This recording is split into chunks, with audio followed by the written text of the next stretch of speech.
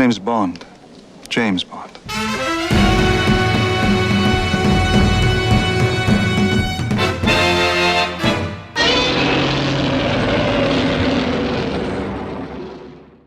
Hello and welcome. You're listening to Bond vs. Godzilla, the podcast that compares and contrasts two of the longest-running film series in cinema history.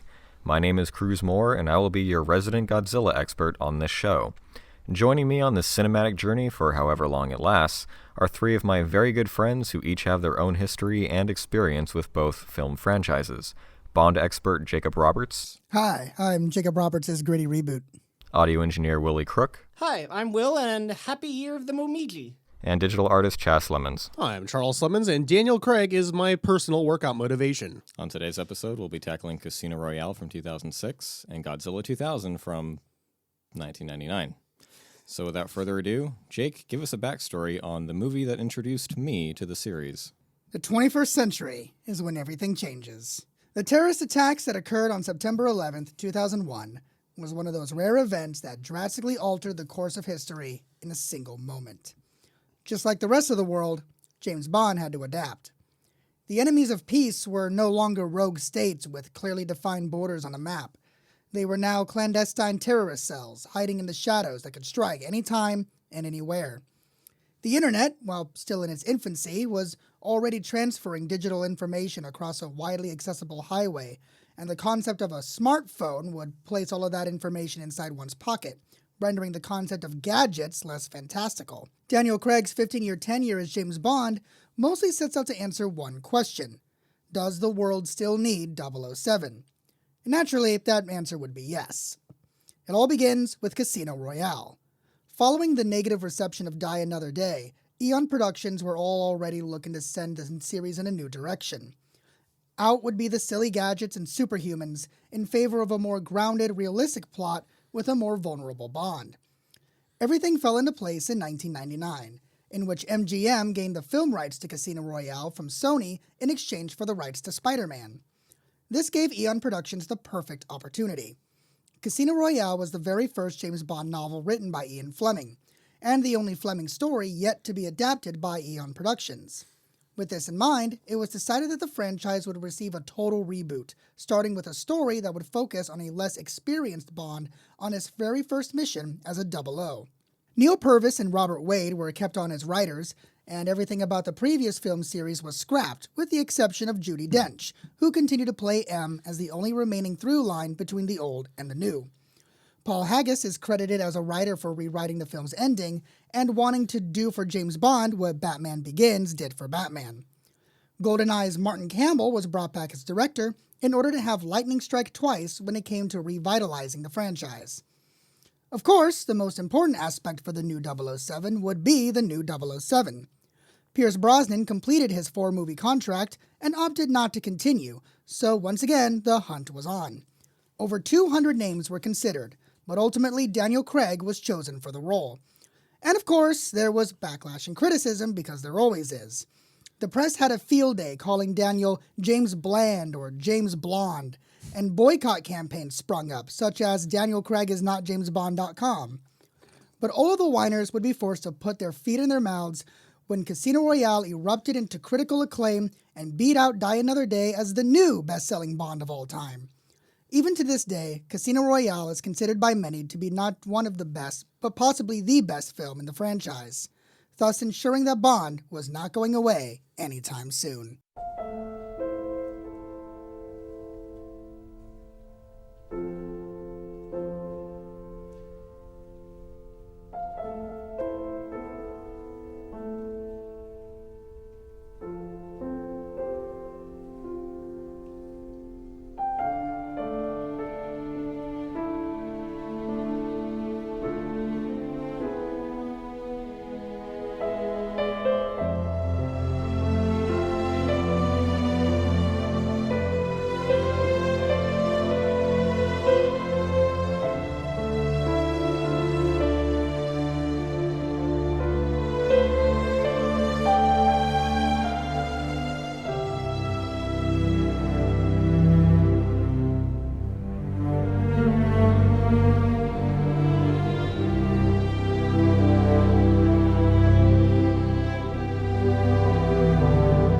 So this held a very special place in my heart because this was the first Bond film that I ever saw in a theater, and in general, we did it for my friend's birthday. It was the first time that as a teenager we're going out to like a fancy place to eat dinner, and I'm just along for the ride. We're going to see a movie called Casino Royale. I have no idea what it's about or who's in it or what it has any ties to. Theater was fully packed, so that was a surprise to me. We all sat in like the very, very front row, which is, you know, kind of like a bitch to go through, but it didn't matter because I'm sitting there with my best friends. And so we're just staring up at this gigantic screen, and it's only until when the black and white fades away, the blood comes down the screen, we see Ian Fleming's 007 in Casino Royale, that I realize, oh, it's James Bond, and holy shit, this is an amazing title sequence that I've never been exposed to before. And by the end of it, it really was this feeling of like introduced to a new type of action movie for the 21st century. It gave you a good sense of like sophistication and showed you like nice cars and suits and made you kind of long for like the good things in life as a teenager. And it made me very proud to be able to screen this movie in our own theater and just kind of re-experience that again with my friends that I currently have now. How it stands up, still super good, still one of the best. But compared to all the wacky fun that we've had preceding this, I feel very like... Welcome back to being grounded. Yeah, I'm like, by the end of the movie, naturally, you are kind of depressed over what's happened. I'm like, I kind of miss Halle Berry and the weird shit. And where's my grenade pens? Where's my Madonna? Oh, wait. We're surfing on a glacier. Yeah, I do miss that. The gritty reboot was very much the style of the time. Everyone was doing it. And I think James Bond is definitely one of the franchises that got out of it the best because, you know, Casino Royale, even though it is more grounded, more realistic, more serious than many of the previous Bond films, especially like in the Brosnan era, didn't take itself too super seriously, which I feel is the detriment of a lot of the gritty reboots at the time where they try to dip too deep into the darkness and the edginess of it. Casino Royale manages to still carry itself with that air of sophistication, which really does well for the whole, you know, casino theme of the whole thing. It really does tap into that kind of that 50s, 60s casino style without being a 50s, 60s casino. Like I think a large part of the gritty reboot trend was everybody was in a very dour mood after 9/11. And so gritty reboots were just, nobody really batted an eye at it. But I think James Bond transitions into it so well because the series has always been about international politics. And I think Casino Royale it writes everything in place to do it incredibly well in the modern day. I really liked hearing Cruz's introduction. If you don't know a damn thing about James Bond, but you know the name and you know 007, you know that number, but you don't pay attention to anything about the series. You go in and you pop on that movie, and then that intro sequence plays, and then it says 007 status confirmed. Yeah. Oh, it's a James Bond movie. A brand new Yeah. 007 going into it. I mean, yeah. And that's a great way to like just bombastically introduce the brand new James Bond is constantly saying, you know my name, having him walk towards the screen, the cars are bursting everywhere, the piercing blue eyes hit you, boom. Daniel Craig and his baby blues. Icing. I really like the eye. I don't know if I said icing or eyes. Scene. I enjoy icing on my cake as well. But about the Craig's movie, icing, I mean, what? Icing on the Daniel cake. I mean, I hadn't remembered too much about that. I'm fairly certain I've only seen the Craigs once. I don't think I saw him twice. we're gonna change that now. Yeah. Damn it! This is probably my 5th time watching this, I want to say. Really? It's probably my 50th. Yeah. One of my, I think my favorite thing about Casino Royale is the way this movie looks. Yeah. No other movie looks like Casino Royale. Even the other Craigs. Shiny. It's just Shiny. the way it's shot, the way it's lit Yeah. is so unique and stands out from the entire rest of the series with like that heavy film grain. It's like, is something wrong with the projector? Where's the color? Is no one paying attention? What's going on? And then he shoots the guy, and then it's red, and you're like, oh, here we go. yeah. It honestly feels like a really nice homage to the kind of pre-Bond era of film. Yeah, it has a noir feeling to it. It's very noir. For a yeah. series that never was in black and white, so it's Well, interesting. it was in black and white once. You know, except in Casino Royale. Oh, don't Yeah, the last time it was black and white was Casino Royale. talk about. We finally get to the Casino Royale, The proper Casino the Royale. proper one. Yeah. Cruz, you didn't think you could escape that like you could escape us dogging on Godzilla Millennium, did you? No, we'll get to that. Leave me alone.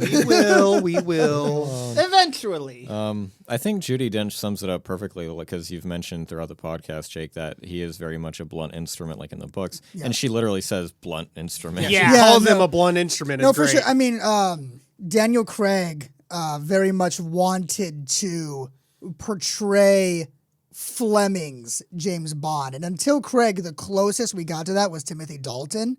But Daniel Craig is, you know, he is the closest actor to Fleming's original interpretation of the character, to the point where Daniel Craig, upon being hired for the role, went back and read every single James Bond story to kind of internalize and understand the character. Damn. And it's interesting seeing his character, you know, even though he is this kind of like stoic blunt instrument, there is an arc to him because we go from someone who just blows up an embassy like it's I mean, nothing. what's great about, you know, the way that Casino Royale portrays him is that, you know, Bond was just instated as a 00. He's still, you know, a rookie, essentially. He makes mistakes, and he makes a lot of mistakes in this movie, which, you know, is really fun to contrast it coming off of, you know, Pierce Brosnan and the Superman, who could do no wrong. Right.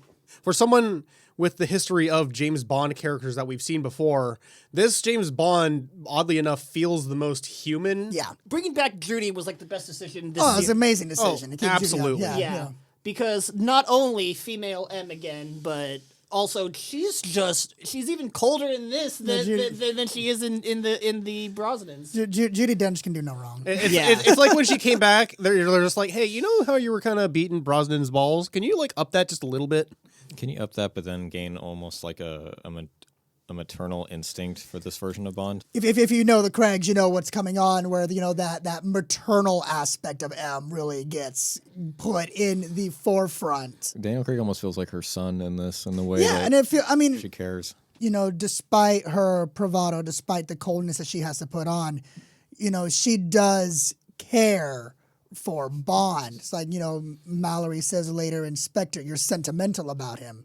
And she is. And it's like the way when she says, like, I knew it was too soon to promote you, and it's almost like a mom saying, I knew it was too soon for you to leave the nest. It's Yeah. like, I'm look what you're fucking doing. Just like, I'm disappointed in you. Yeah. You know, Yeah. and it's fun, you know, going back because, you know, like Connery, the Craig era is a full arc with a continuous story. Yep. And obviously, you know, when they were making this first movie, they didn't know what they were going to do in the future. But it's still fun going, you know, knowing what we have in the future and applying that retroactively to things we see in Casino Royale. Like, you know, you can make that connection of, you know, M not wanting to fail another agent. But going back into Craig's transformation, I just wanted to say that, you know, we see the embassy followed by 2 murders, one of which is him silently stabbing someone and then patting him on the face after he dies, followed by a guy blowing himself up, followed by that smile, that sinister smile. I just love that where the camera it doesn't pan in on the guy blowing up, it just pans in on Craig's face, and it's just like that smile. And then by the end of the film, we actually see a 007 just straight up say, you know what, I'm going to stop now because there might not be any of me And left. my soul left to salvage. Yeah. And like, he essentially had his one out. Yeah. And that out was, you know, taken away from him. You know, you kind of do feel that sense that, okay, now he's stuck in this position where he won't be able to salvage his soul. This movie already has, you know, a strong connection to on Her Majesty's Secret Service in the form of their endings. But with the original timeline chronology, James Bond was already a veteran 00 even before Dr. No. You know, here in Casino, we see him still in the formative years of his career of becoming an assassin and an agent. What I really like about the chase scene after he's instated as a 00, you see these jumps and you see the enemies making him the bad guy making them flawlessly, and he like slams his stomach into a thing like three times. He stumbles a bit. He stumbles. He falls. He missteps and slides off and hits the ground. And it's like, damn, dude, come on, be better. Like you see, Get good. Get good. Like you're not supposed to fall. Like you see this less experienced agent that Daniel Craig is working with making even more mistakes than he's making, and then you see Daniel Craig make The Pursuit, and you already know much about this character because he knows like, oh, holster your gun, don't approach him, don't hold your hand to your ear, and then you see him pursue this free runner on the chase. And he's able to make all of the similar jumps, and he's able to even do that crazy thing where you like climb up an I-beam. Yeah. But he's not quite as good at it as this professional bomb maker. Well, I mean, you know. Well, there's leaping through a door and then there's crashing through a wall. Which Yeah, I mean, you know, sums it up for- sometimes the simpler approach is better. You know, about the free running chase scene, you know, that's not just a free runner, that is the free runner. The bomb maker Malacca was From Mirror's Edge? No, he's played by Sebastian Foucan, who is the man who basically invented free running. Oh, holy cool. shit. Yeah. Really? Wow. Yeah. Because one of the things that's been carried around sometimes is the idea of like Eva Green being the best Bond girl. She's a strong one. She's a unique one. It's still Michelle Yeoh. It is Yeah. still Michelle Yeoh. It's still Michelle Yeoh. I mean, anyone who approaches me, you know, and says that they think that Vesper is the best Bond girl, like, I can't argue with them because like that's such a valid opinion. It's like, yeah, that's a pretty primo choice for it to be her favorite because she is that good. She's definitely in like the top like 6 or 7 for me. And 6 or 7. It's a big franchise. Top 12, 13 and a half. Or top 12 through 20. I don't know. I mean, she's in the top 25 for me. Yeah. But like I do really like Easily. I do like how she combines a lot of the aspects of like different Bond girls. Like she's kind of a double agent. She's kind of working for someone else, but she's also sympathetic towards Bond and his motivations. yeah, she genuinely cares about him. Yeah. Which I think Eva Green sells so much with her eyes. I think every expression she gives is like Very genuine expressive. Oh yeah. pain and love. At No, the you same can. time. She plays like the depth of the character so well. Like when you go back and you rewatch this movie a few times, you kind of can figure out where her headspace is in each scene, and you can kind of like piece together the thread. But watching it for the first time, she has this complexity that makes you feel like you can't get in there. It's kind of the first Bond girl that I can recollect having an emotional breakdown, kind of correlating with James Bond's emotional vulnerabilities. You see this Bond girl have a significant vulnerability when she starts you start seeing in her eyes like she's like her questioning whether she's in over her head or not. I love how they included that scene where after Bond had to brutally murder that Ugandan warlord. Yeah, the stairway fight. Yeah, which is great. and then she has to go into the shower fully clothed. Obviously, like this is most real. traumatized. Yeah, like a normal everyday person is not going to be okay after witnessing that.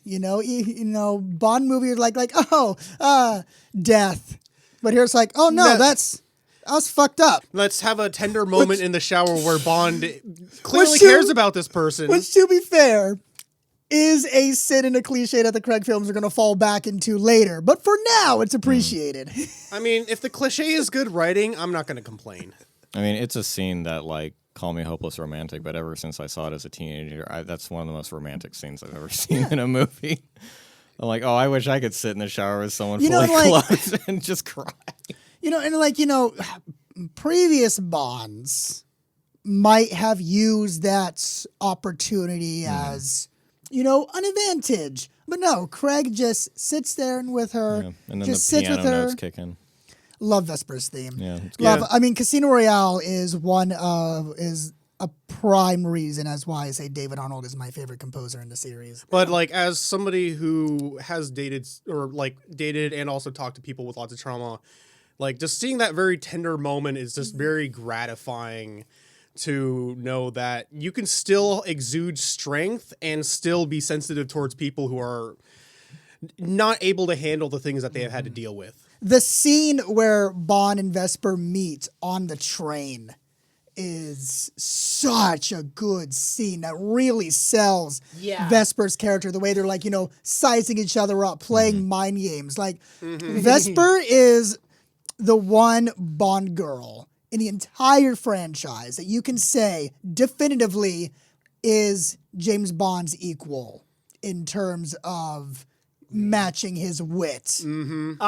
When Bond walks out of the bathroom and sees the suit on the bed for him, and he's like, "It's tailored." It's like, I sized you up the moment I met. I sized you up the moment I met. It was like, I just now understand that's also a pun, clothing wise and mentally. Jake, do you want to know what else that scene sells? What? The notion of really wanting to ride trains for long distance travel. It's amazing how much the Bond series makes you want to ride trains. Yeah. Pay attention, America. Europe has it good. And Japan. In Japan, I was gonna think the same thing. In Japan. Monorail. No, let's not do the cheap route. Fuck you, Musk. It's Get not- your stupid hole out of here. It's not just sitting in a train for transport. It's sitting in a train in a suit and Sipping martinis with a beautiful woman across having from you. skewered lamb. Well, One sympathizes. like Vesper also lets herself die, and doesn't she kind of like apologize to Bond in her last Well, I mean, moment? one thing you notice, when she's trapped in the elevator underwater and he's trying to reach for her, she grabs his hand and sucks his finger, which reflects when they were in the shower together. And she was, I feel like there's blood on my hands and I can't get it off. And Bond, sucks on her finger as a way. So it's a reflection of that too. It's absolving of the guilt. So by sucking Bond's finger, Vesper is saying, I'm absolving you of this. Don't feel guilty about this.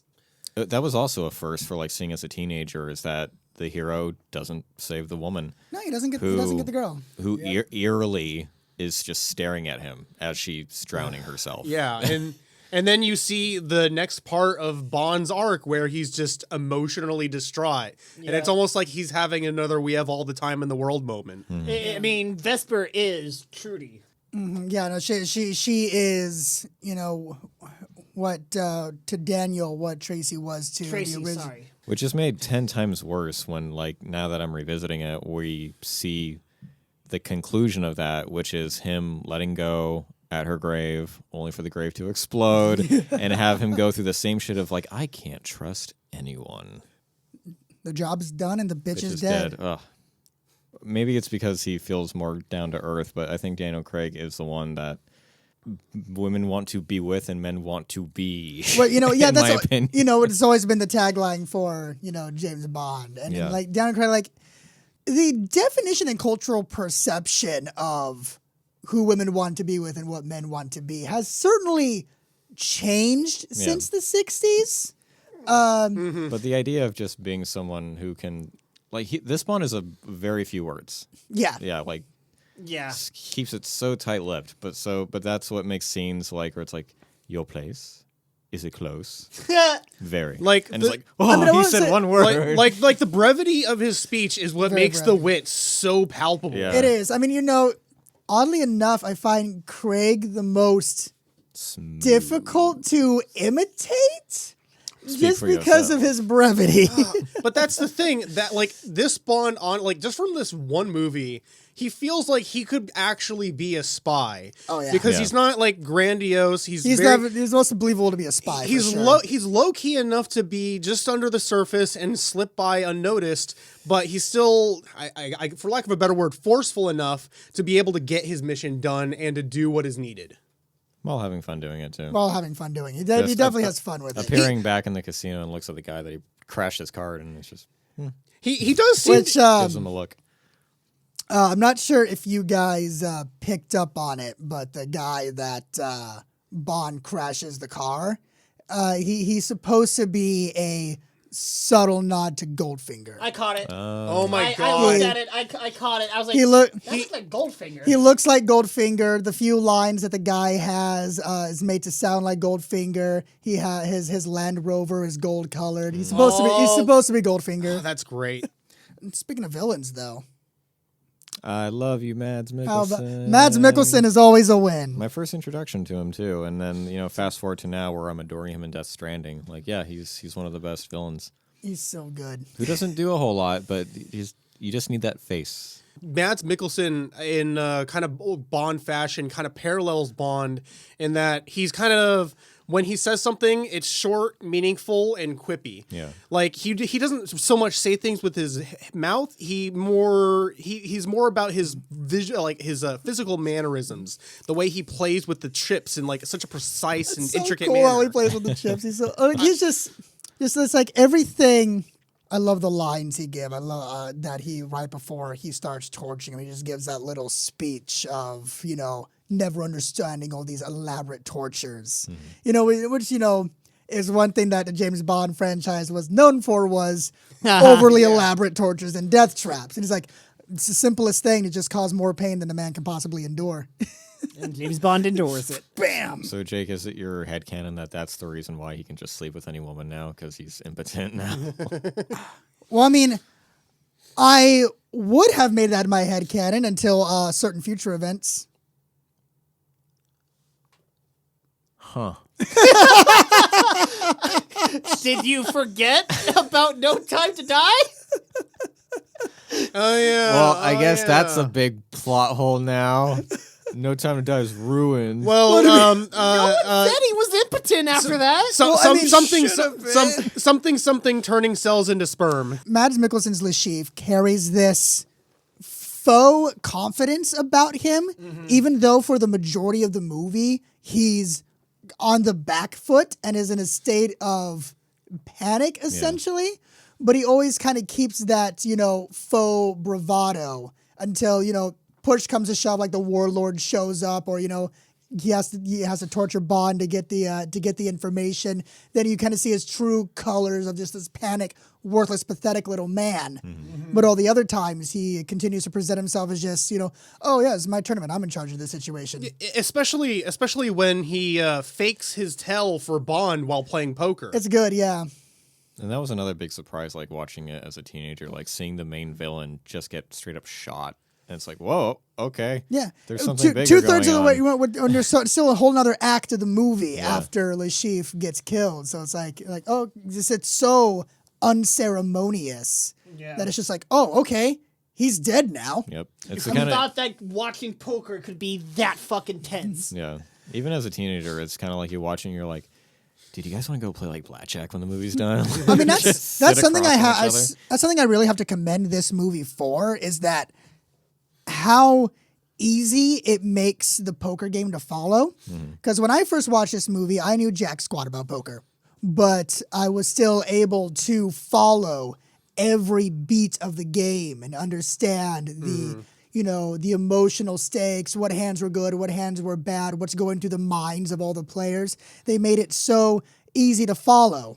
It's easy to follow, it feels classy, and it's not a weird video game with indeterminable rules. Yeah, exactly. And it's a great way to introduce Felix Leiter. Woo, Felix. Oh, probably the best Felix Leiter introduction, if I'm correct. It like I love the introduction of Jeffrey Wright's Felix, where you have no way of knowing that is Felix until he introduces himself.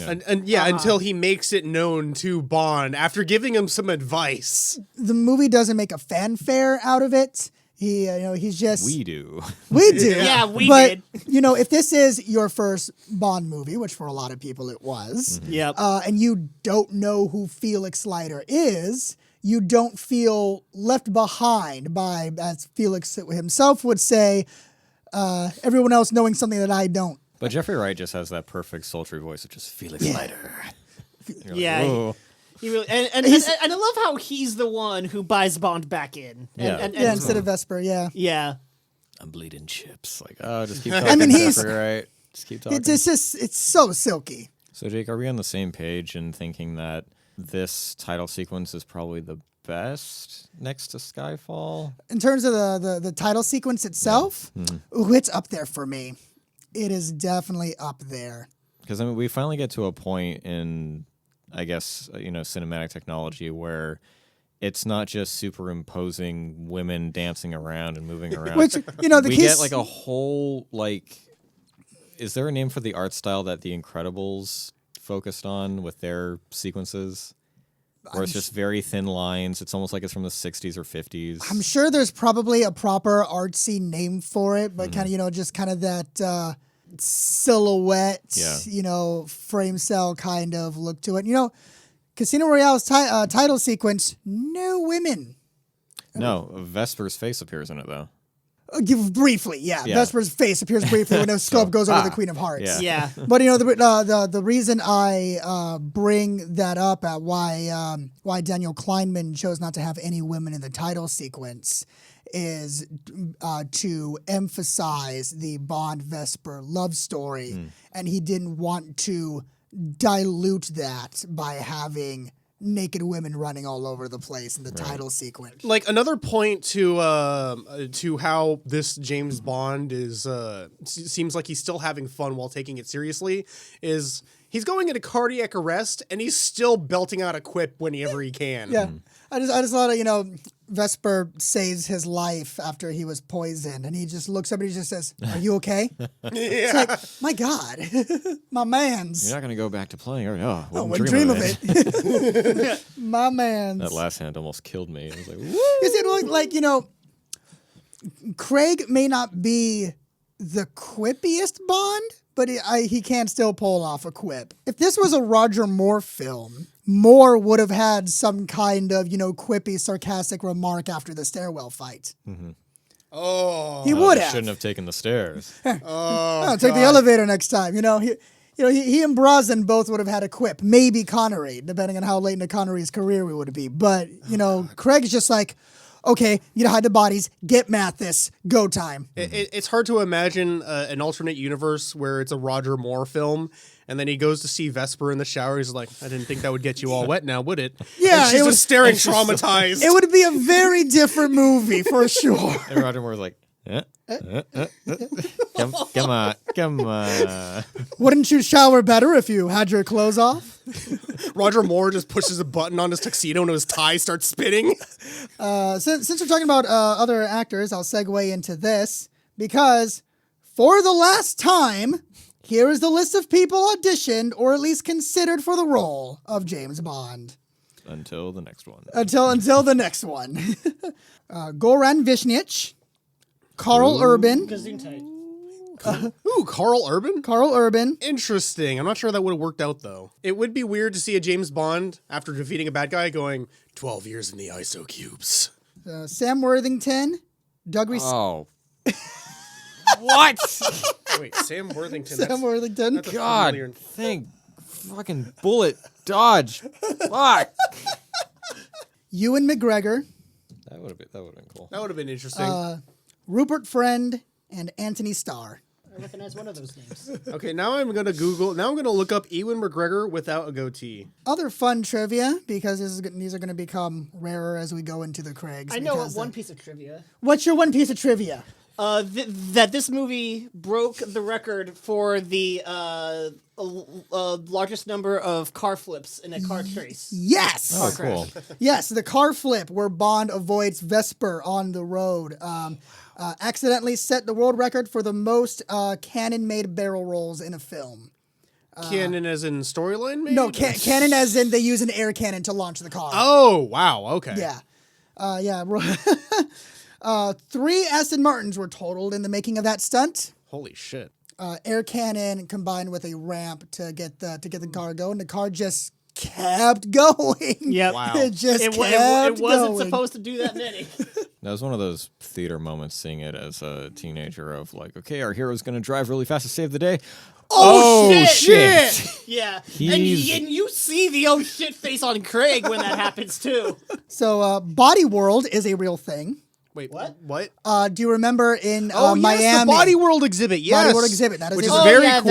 That thing. That is a real thing. It's a very cool place to have some spy shenanigans go on. Right. It is a traveling scientific exhibition that uses the dissected and preserved corpses of real humans and other animals as a way to teach anatomy. There have been, unsurprisingly, some controversy over the ethics of the exhibit and even some dubiousness regarding how they obtained some of their bodies. See, this is why I feel like Body World would be a great cover for a Bond villain. Regardless, all of those bodies were in fact real. Yep, which is pretty dang cool. Were in fact Which all. is why I will never attend one of those things. Those were. Yeah. I would not either. I thought it was a pretty neat piece of serendipity, seeing that the woman at the beginning that was riding a horse, and then we see an exhibit where someone is riding a horse. And she's also dead. She's also dead, and now is her husband sitting amongst the exhibits as well. Wow, that's really... Because of Die Another Day's overuse of CG, Casino Royale was made using only practical effects, aside from an occasional wire that was digitally removed and some digital merging of the collapsing building in the canal in Venice. Aside from that, it was all practical effects. Daniel Craig did a vast majority of his own stunts. This is like the closest adaptation of the original book, which also helped with the realism aspect of it. Like, Does he make the Vesper in the book? Yes, the okay. Vesper comes from the book. Yep. I believe you said that was Ian Fleming's own creation. Yeah, Something that Jake so suavely ordered after we went to go see the Bond a cappella show. I did. And asked the waitress, like, do you know what a Vesper is? And inquisitively, she's like, no, tell me. and I got to give the order, and I had myself a Vesper after the Bond knockup. You fucking would, Jake. Oh hell yeah! Yeah, he fucking would. I mean, that's why I poured everyone a Vesper, after the movie at the theater, and Cruz had a taste of it. I put my lips to it. Put your lips to it. And then I went, You were as good a sport as we could have expected. Yep. This is the first James Bond movie in the franchise to feature rain. Wait, really? Yeah. Holy shit. Jake just keeps giving me extra work to just download all these movies Yeah, and go through. If you can You're prove, lying, Jake. If you can prove me wrong, prove me wrong. But for now, I will stand on the fact that this is the first James Bond movie with rain. Well, you keep talking, Jake. I'm going to be busy Googling the fuck out of the series. If you can prove me wrong, you're welcome to prove me wrong and cut that entire bit out of the podcast. Well, no, I'm not going to cut it out if I prove you wrong. Dick. And that's a Mandela effecting. There's one. I'm feeling scene- that too. There's one previous scene I'm thinking of that might have had rain, but I could easily might just be misremembering it. Actually, no, I don't think it did. Anytime it feels like rain, it's usually they're in a sub, there's sprinkler systems. There's been snow. That's definitely happened. But not rain. I think that the appropriate last thing to talk about is that absolutely beautiful, perfect ending. Yeah. Oh my God. It is my favorite ending in the franchise. It is just The end of Casino Royale is the Bond that we've come to know since Dr. No. Yeah. Basically. Final line being, for the first time said in the movie, the name is Bond, James Bond. And also and the even- first time that the actual James Bond theme song ever plays in the movies. this Yeah. is the Is second. the credits. And even though the movie's running for like 2.5 hours, by the time we get to that scene where he's standing above him, you're like, ooh, another movie's starting up. Let's keep going. I don't give a shit. Yeah. Yeah. And then credits like, ah. Oh, Like, this is one of those movies that's 2.5 hours, but it really doesn't feel like you spent that long watching a movie. I think what helps with that is the fact that this movie has 3 very distinct. Endings. Yeah. Oh, sorry. Yeah. Yes. Endings. Well, yeah, it does because it's It does like, though, yeah. Le Chiffre, gone. Oh, wait, we still have to deal with the Spanish dude. Okay, now he's gone. Okay, now we're happily ever after with Westford. No, we're not. And then no, bitch is dead. Oh, still not over. I do feel like it's about 5-10 minutes. Just that little bit that I'm like, I feel like just a little bit of something could be trimmed off, but But at the same time, what do you cut? Exactly. There's Exactly. there is not a wasted shot There anywhere in isn't. this movie. There isn't, but I just noticed that there's just that little bit of like. Willie, not to upset Cruz, but considering the next film we're about to talk about, that is nothing. the next movie we're about to talk about. Chaz, you have upset Cruz. Now he's just eating his candy bar. Cruz, would building a kaiju make you feel better? Would you like if some it helps- Godzilla paper plates? If it helps, I do have some good things to say. There are good things to say about Millennium. Don't you patronize me.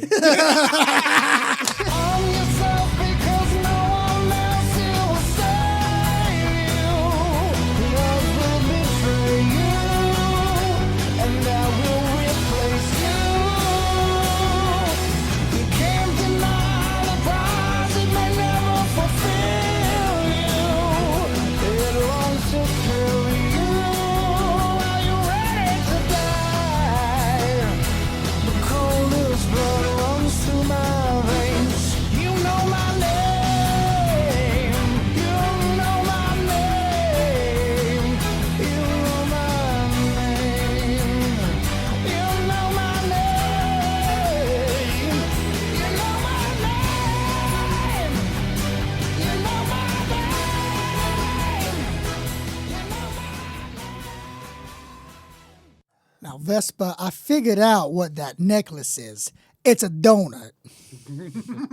I've been diving deep into Legos lately because I've been getting into it with Casper, and it's been fun for both of us to kind of get into it. And as a child, I was huge into Lego. Also, I've been finding it really satisfying to put any of these kits together and do my own Lego projects lately. So I was hoping maybe it could help you guys with your own stresses or whatever.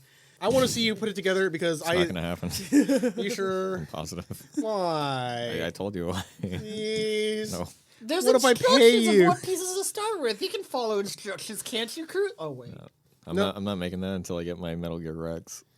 Okay, fine. I'll work on that at work. We can keep it in the booth, and then we can Gauntlet work on it is together. down. I'm not making mine until we do those Nausicaa figures. Okay, I You see. fucked yourself. You guys turned this gift into blackmail. I see what you're doing here. I'm not doing mine until... Oh, fuck, I got nothing. I haven't owed you anything yet, Jake, but... No, it- you still need the pins of the fish man. I want my Fishman pins! all right. You guys got me. I want my goddamn Fishman pins. Let me make a list.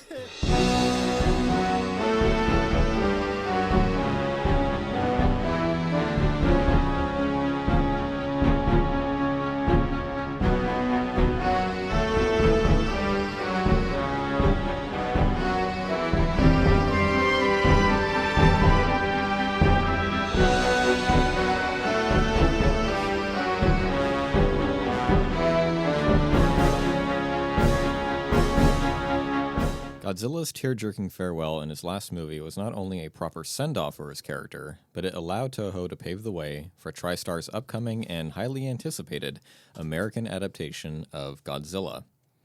The adaptation had been in the works since the early 90s, and naturally went through different directors, budgets, and screenplays, before finally being helmed by Independence Day's Roland Emmerich, who, and I quote, "didn't want to make a traditional Godzilla. I wanted nothing to do with it. I wanted to make my own." An 11th hour editing rush, a completely CG fish-eating monster, an uninspired script, and one of the biggest, most expensive marketing and merchandising campaigns of the 90s gave American and Japanese audiences a critically and financially disappointing American Godzilla. Toho was not happy. Heisei Godzilla suit actor Kenpachiro Satsuma walked out of the theater saying, "It's not Godzilla." Toho's original plan was to bring Godzilla back in 2005, but after the American shit show, they kicked their production team into high gear to bring the King of the Monsters back to reclaim his title with Godzilla 2000 Millennium. With its success in Japan, Toho decided to also release their version in America, though edited to better appeal to American audiences, featuring a brand new dub, time edits, and music changes that create an edit that is surprisingly preferred by fans and even the original director Takao Okawara, as he approved the edits as they were made. But since I haven't seen this movie since it came out in theaters, I decided to show my co-host the original Japanese version, as the Japanese dub is what we'll be sticking with for the rest of the Millennium series, seeing as the American dubs are just too bad, even for my tastes. So, what did you guys think of Godzilla Y2K? It was okay. Just play crickets chirping in my place, please. Like, my honest opinion of it was okay. I didn't have a blast, but I wasn't as aggravated and disappointed and disinterested as some of you guys seem to be. I didn't like this one, but I didn't absolutely hate it. Same. It's not as bad as Raids Again.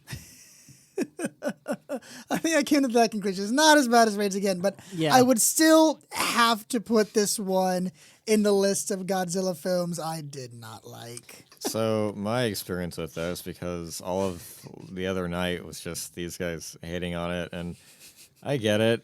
I didn't hate on it. Yeah, I know, but overall, like, because I hadn't seen this since it came out in theaters in a very limited release, and like ever since, I've never had a reason to revisit it, and then I'm like, okay, well, I'm going to save that until I actually sit down with everyone and watch it. And even watching reviews and like highlight videos, I'm thinking like, well, I'm not seeing the full picture, so let's wait until I see the actual full film again. And yeah, it is just, there is no real story.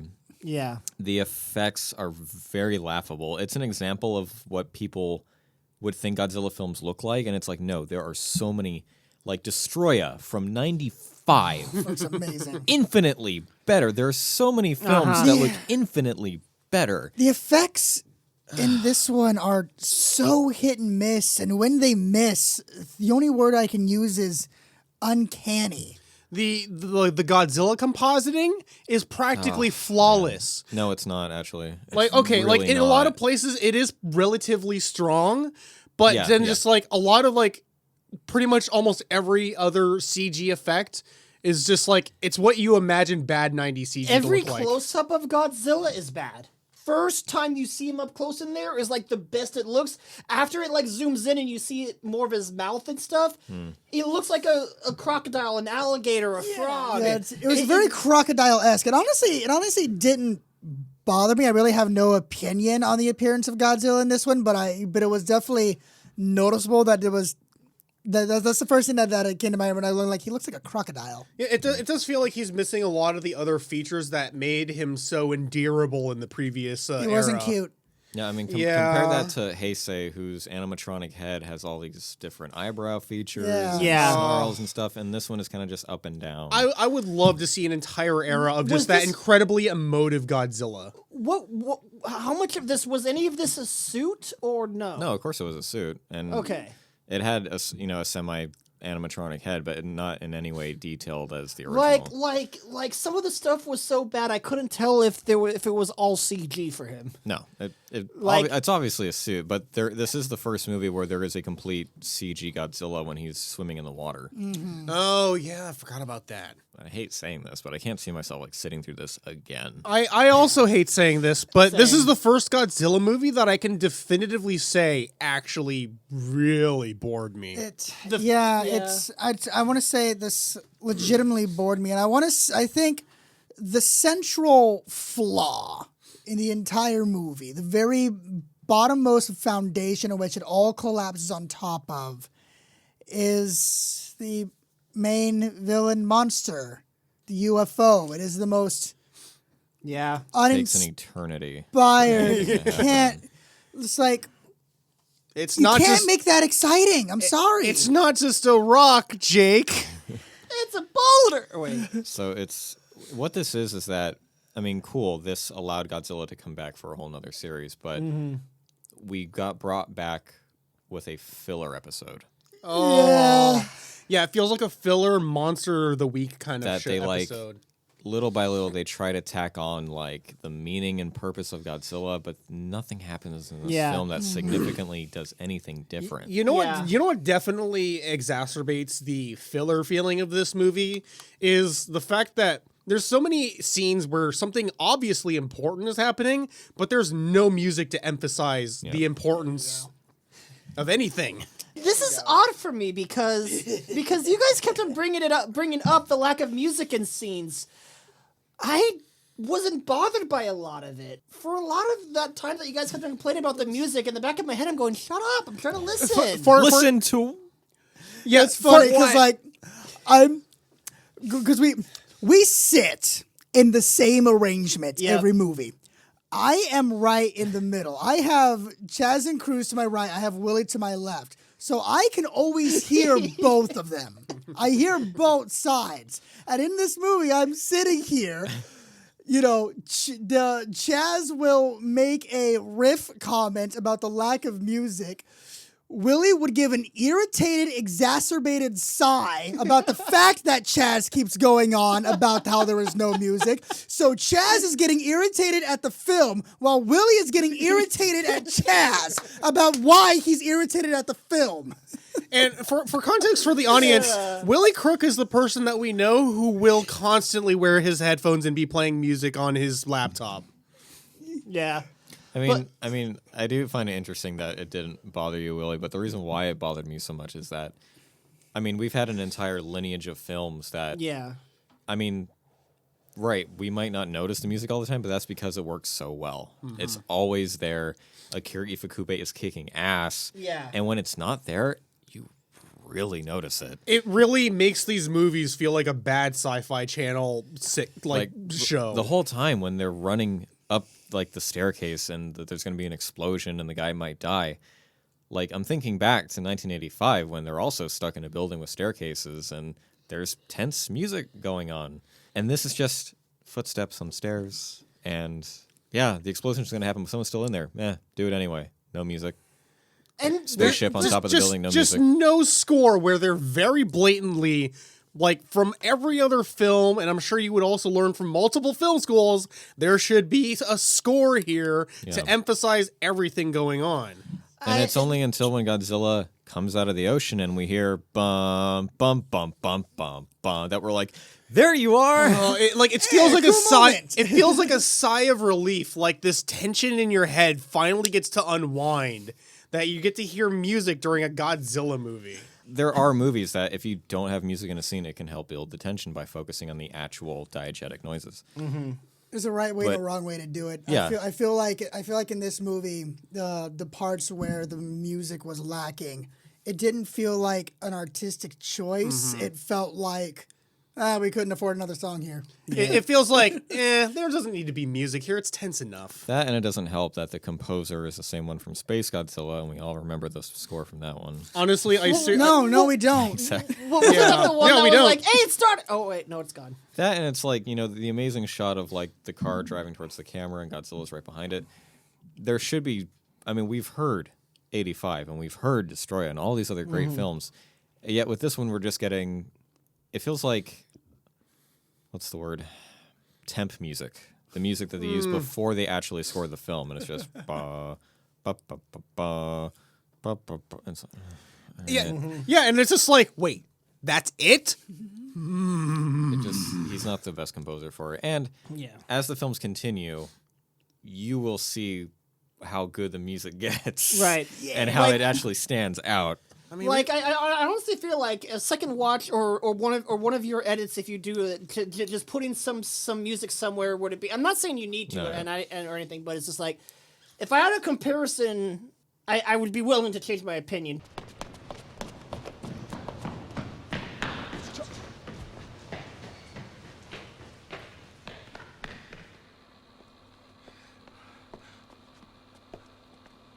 What are you doing? 早く逃げるんだ。エイリアンの狙いが分かってきた。逃げる方が先だ。もうじき爆破されちまうんだよこのビルは。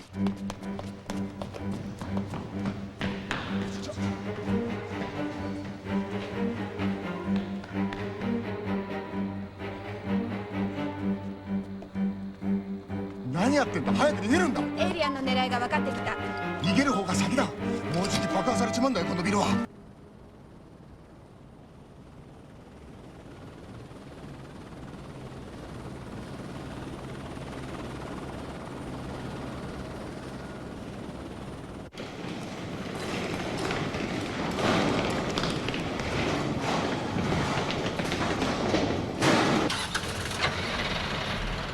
ブラストボム設置完了撤収を開始します。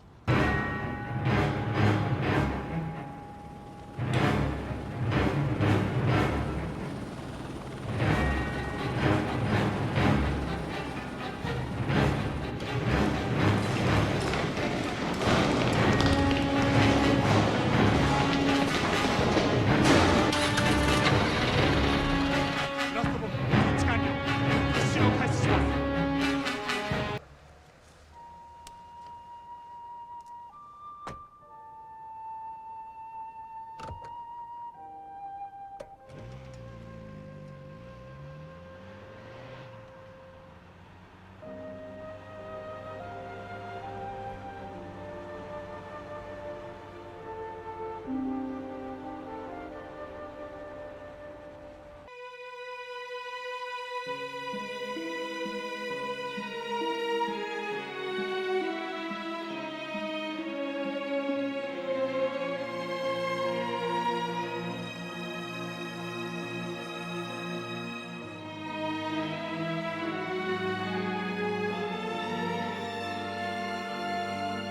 Contrary to Willie, I will say if you want this movie to be remembered favorably, you do need to make a re-edit of it. Which is essentially what they did when they brought it to America. They kind of, beefed it up a little bit. And a lot of people, even the original director, thinks that it's better. But there's no way to watch that without the English dub. And the English dub is just, like I said, it's not good. I'm guessing. So you saw the English dub? Yeah, because I was in theaters. Yeah, I'm guessing the English dub was so bad it's not even good. Pretty much. But to start off with how this was created, though this wasn't Toho's original plan, 5 out of the 6 Millennium movies are all direct sequels to the original 1954 Godzilla, giving different directors the chance to put their own spin on the monster. Our production team to kick off the Millennium series consists of director Takao Okawara from Heisei's Mothra, Mechagodzilla 2, and Destroya, writers Wataru Mimura from Mechagodzilla 2, and Hiroshi Kashiwabara from Space Godzilla, and special effects director Kenji Suzuki, who did assistant special effects on the Heisei Godzilla and Mothra films, who chose to utilize chroma key and digital tools to help create some of the new effects. How effective they are, very debatable. Like the UFO is flying over the city and you get this like After Effects mini explosion of fire and we're all like, huh. Plus, We have a giant... Why couldn't they have done a practical UFO? They did it before. They've done it several times, actually, in the series. And it's just this giant, smooth, weightless sports cup. with Nigel Thornberry's nostril, just one of them. That's one of the issues, too, is that there are so many effects in this that just feel weightless. Yeah. Like, I nothing think it's a good word to describe there's it. no yeah. There's no seismic feeling to anything. Like, I- for any... Like when the UFO lands on that first building and it just kind of like half crushes the top floor, and it's like, that felt like that should have been a lot more impactful. It has that 90s CG problem of where it goes on its predetermined path and it does literally nothing else.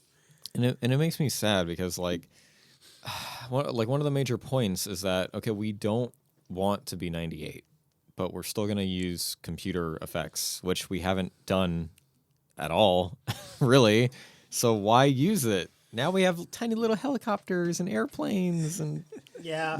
Like, fucking It all garbage. looks so real. like the pro is that, wow, the military can finally hit its target every time. The con is that it looks like shit. yeah. And it sounds like shit because all the missiles are going. Oh, God.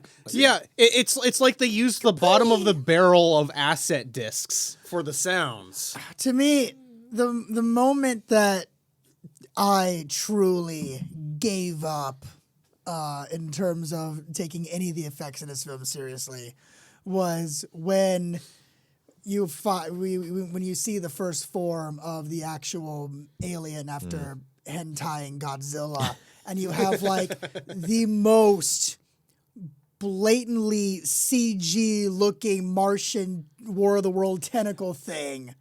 And it's just like, it looks like the Blue Dabba D music video. okay, look, the Blue Double D aliens look better than that thing. Tagline sucks. No, it doesn't. It's cool. It's Shut cool, up. but the movie it shut doesn't up. help the movie. Shut up. The movie does not fit the I mean, vibe of that tagline. Well, I will admit the poster is infinitely better than the movie. Well, Chaz, please show our hosts the poster for this. Like I'm looking at the poster this right American poster is the now, bomb. and I'm genuinely having go. a better time looking at the poster than I did Oh, this that's movie. a really cool poster. What movie is it for? Yeah, right? Godzilla 2000. Dun, dun, dun. No, really.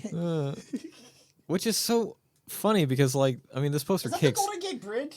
This poster kicks ass, and I like so many fond memories of like walking in Video Depot and seeing the VHS cover art and just kind of like looking at it and like giving it a wink and just being like, "It's good to see you here," knowing that a Japanese Godzilla movie was in there.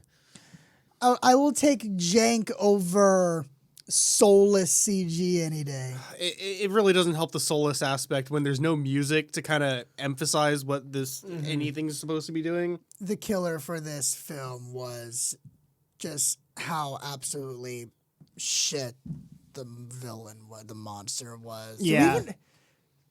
At any point do they ever say its name? No. Okay. Oh, Yeah, God. at no point. Did the villain even have bombs? That'll transition to two topics. One, thoughts on the Millennium Suit, and two, thoughts on Orga. One more kaiju. Orga. One more kaiju who doesn't reappear in the series except for comic books and video games. Oh, cool. Who is Orga? I Orga. must have missed his name in the movie. Right? Right. So in terms of the suit, I have no strong opinions one or the other. It's very crocodilian, but I don't love it, don't hate it. It's just another suit. The fuck is an Orga?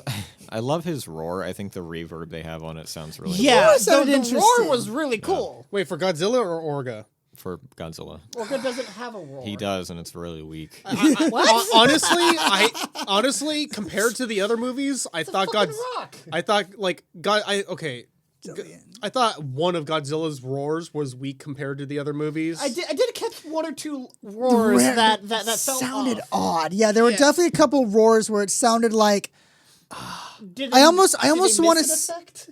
I almost say there was a couple of roars from Godzilla in this one that kind of sounded like a whining kitten. Side note, they used fiberglass for the jagged dorsal fins, which were said to be quite dangerous as they were very hard and would scratch people on set. Yeah, those things looked incredibly sharp. Yeah, Yeah, they and did. you don't want to get fiberglass on your skin. That's kind of not good. Well, not when it's in powder form. So if that thing got scratched, it would. Oh god, that I Oh, look at that! I've been impaled. But yeah, yeah, Orga, just a random gray monster that forms from the UFO and decides it's a good idea to swallow him and blow up. okay. Like I feel like Orga is also kind of a lazy name. What's the thing that lives? It's not very. It's not memorable What lives in at the all. sea? Orcas. Let's just change the C to a Orga. G. No, I think it's supposed to be organism. That's even worse. That doesn't help. Honestly, one of the coolest ways to blow up the enemy. Yeah, that's true. Like, I really liked that. Just like, all right, you gonna fucking eat me and try to suck up my power? Eat this, motherfucker. I will have to say that I think I would place the UFO / Orga at the rock bottom of my Godzilla monster series. I think Agreed. I think legitimately it is the worst monster in the series. Which is why it was the best way to kill it. Okay, like if I'm comparing your kaiju antagonist to Aqua Teen Hunger Force animation, you're probably not starting off on the right foot. So the script writing process was a little muddled for this movie. You Don't say. Some insight comes from co-writer Mimura, who said, "We divided the story into 4 parts. That's your problem. Mr. Kashiwabara wrote part A and part C. I did parts B and part D. That does not sound good from the conceptual There's your level. problem. I'm sorry, but isn't that exactly how Casino Royale 67 was written? Then we put them together to complete the whole story. After the movie was completed, we realized this writing process did not work well. You don't say. This is Casino 67. Co-writer Kashiwabara also stated, The director wanted to use his own ideas, so he gave many opinions about the script. I wonder why. I didn't like the director's ideas. Mr. Mimura rewrote the final draft of the script. I tried to quit the production. I don't. Oh my god. I don't think director Okawara. I don't think director Okawara understood entertainment. He didn't know how to make action scenes work or look real in entertainment movies. For example, in the last scene, if someone slid down an elevator shaft without gloves or a towel, his hands would get burned. Thank you. Like, That man's hands are gone. Yeah. well, I mean, obviously, what happened was he had a bullet in the brain, and that had turned off the pain receptors. So it stopped the skin from getting ripped off. we don't worry about such things. Honestly, it might have been a better movie if the whole last half of the second and third act were just a brain-riddled hallucination. I would accept that. So let's try to alleviate this movie a little bit with some little interesting trivia. Woohoo. Alternate. Much to my surprise, there is a very subtle nod to the original film in 2000. Can anyone tell me what it was? If anyone cares to remember this movie. I feel like How subtle. I feel like I caught something, but I don't remember what. Because if it's too subtle, I probably didn't care enough to catch it. It wasn't the military shooting at Godzilla, was it? No, that's literally every movie. Oh, it's something to do with oxygen. They talked about oxygen a lot. No. But I mean, in terms of like the way it's shot in the color palette, like this movie is so green and gray and black and It's very dull. give me the like color. Fuck. green Even color. even Orga is just all gray. The Like main the only monster real is And then Gray. he's chrome at some point, but the only real color is just like Godzilla's skin, which is also green, and then which is the first time he's ever been green in the series. And then his radioactive breath is like this is the only thing that gives fucking color. Which I like the radioactive breath that kind was of, the callback. but it No. the radioactive breath kind of looks good, but at the same time, it kind of also looks like Godzilla just ate a hot pocket. That's too. That just like, The I came out of the callback microwave. was one of the characters was a reporter. No. Callback was the bad guy smoking. It's just getting worse and worse. Callback Just like was this the glowing movie. Fins. No. Here's the callback. なぜ深海にそれも6000万年もの間推論ですがあの物体は光を動力源としているいささかじくじたるものを感ずるのでありますがご承知の通りヒマラヤの山中には Yeah, I wouldn't have caught that. Oh my I wouldn't have caught that. Oh. Yeah, see, the director didn't even know what to do as a proper callback. Good God. I think it's a nice callback. That's a proper callback. It's just really subtle. It's a proper callback, but who the fuck is going to like, that could easily just be a coincidence. No, actually, it was that actor chose to do that as a callback to. No, I know, Tucker but it's Money. like, there's like enough plausible deniability that's like, that does really seem like it could just be a coincidence. Yeah, it could be, and that's kind of how some callbacks should be. I'm trying to help. I like that, actually. Cruz? I actually do enjoy that as a subtle nod and callback. Cruz, apart from a re-edit, you can only do so much for this movie. I would have put him in an eye patch.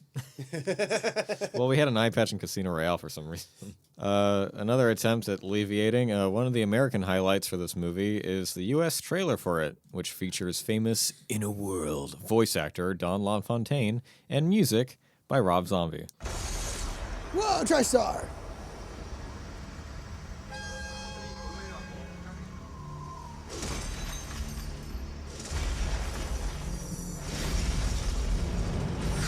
His power is unequaled. His battles are legendary. His return is near. This could be the end of civilization. Ready I've spotted him. for the 23rd Oh! of the world's biggest star.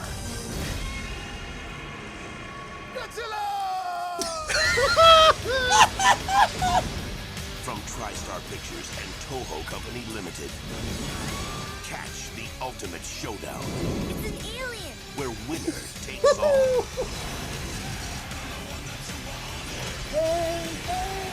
Oh my god. This movie could have used so much more excitement. And Wow, the trailer almost makes the movie look good if it wasn't for the dub. yeah. Can't take the heat. Run. I love it. Okay. I'll take that. So good. Coming this summer, and no, you won't feel like you're watching it all summer. I promise. I legitimately miss trailers like that. Yeah, me too. Yeah. Yeah.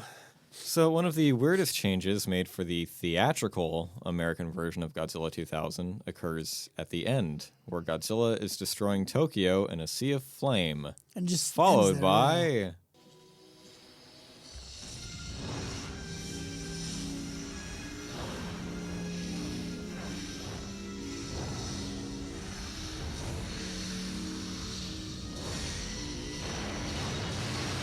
What? Oh my God. Why is the Riddler putting question mark titles at the end? Okay, so the end in Nickelodeon GAC, and the fanciest question mark ever. That was like pure Riddler type text So, and question mark. You won't find that on the home release, but that was for theater film prints that they added that on. Oh my god. I don't remember that though. Now Probably because I blocked it out, but I don't remember the end. Now I know Question mark? Now I know what piece of film I can gift you. Yeah, that's rare. That trailer though did emphasize what is legitimately the best thing in the entire movie, which is the human villain. Yeah, exactly.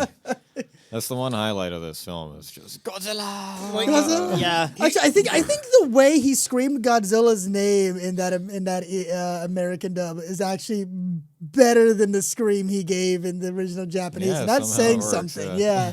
Yeah. Godzilla! Godzilla! It's like he's Solid shouting out Snake's name. Yeah. It's perfect. So here's a bit of a continuation of my personal story from the last episode. Yay.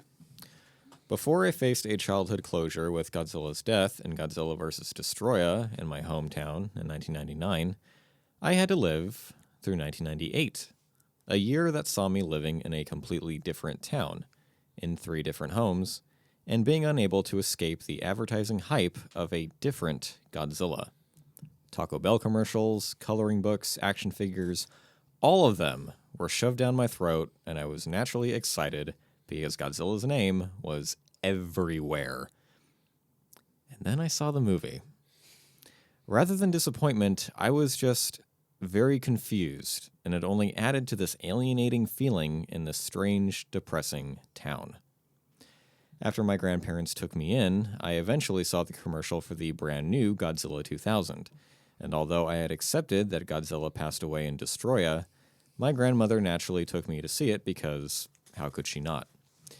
It was a very unique experience, as it was me, my cousin, and my grandmother sitting in a completely empty movie theater. I chose to sit by myself because I wanted to be closer to the screen. When the credits ran, with Godzilla setting a flame to Tokyo, the entire theater was saturated with orange light, and I was sitting there alone, content with the knowledge that this was my series. No other kid was in that theater, but I was, knowing that Godzilla was here to stay.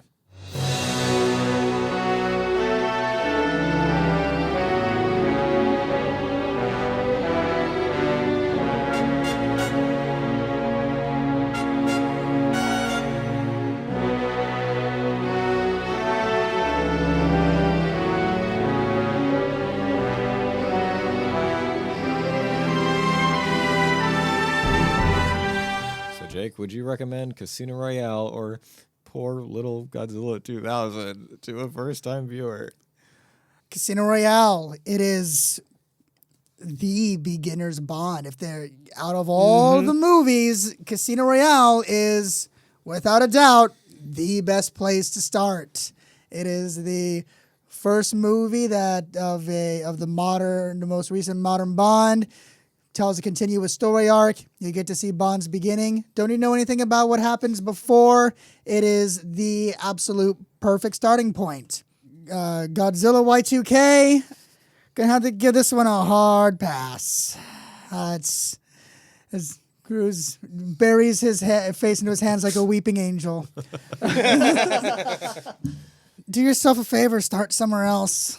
You know, unless you are a child Cruz alone in a movie theater in a world of wonderment and excitement and possibilities. If that is not you, go ahead and skip this. Casino Royale, for sure. 100%. Great place to start. Godzilla Millennium? Yeah, sure. No, I'm just kidding. Obviously not.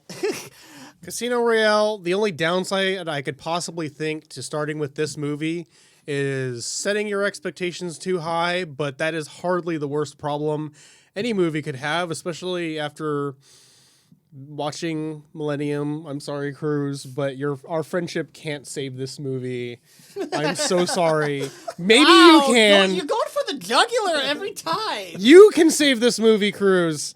But I just cannot watch this movie on its own without some heavy editing. Casino Royale is just, of course, I would absolutely recommend it. It was the first Bond film that I started with. It's one of my favorite movie theater memories to go by. Such a stellar example of the action movies from the early 2000s, and may not have, the fun camp from the previous ones, but I mean, such an incredible, just like piece of art, I think, honestly, just as an action film, as a Bond film. And Godzilla 2000, well, I'm glad I got to revisit it with my friends, but yeah, just really underwhelming, not a good entry. At least we have some good ones to look forward to, so onwards and upwards. Next time on James Bond, we tackle the first proper sequel in the series. I don't like it. Bring your shakiest cameras as James Bond will return in Quantum of Solace. And next time on Godzilla, the series continues to experiment with dragonflies, black holes, and wacky inventors. The result? Probably the weakest film in the Millennium series, besides 2000. Grab your fly swatter for Godzilla vs. Megaguirus. Thank you all for listening to Bond vs. Godzilla. We'll see you next time with a martini in one hand and a rubber suit in the other. The bitch is dead.